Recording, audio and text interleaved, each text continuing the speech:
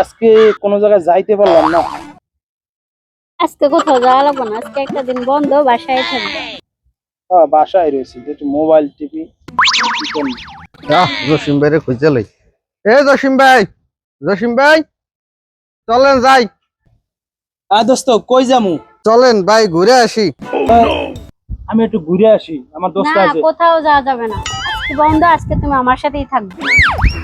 তোমার ভাবি ওই যে ঘুরতে যাই দেবো না, বুঝছো? এখন কি করবো, দেখি তোমার ভাবির লোক কথা কইয়া। যাইতে দেবে না?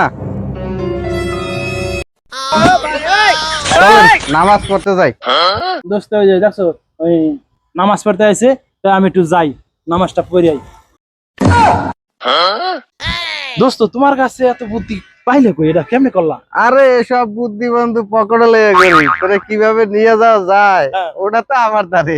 তাই তুই আমি হঠাৎ করে আশ্চর্য, যে শালা গেল খালি মাথায়, হঠাৎ করে টুপি বুদ্ধিটা করে নিয়ে আসলাম। যাক, ভালোই হইলো। যাক কেমন যাই, আমরা হলে পার্টি করবো। হলে যাই ছবি দেখবো, আসার সময় কি করবো জানো?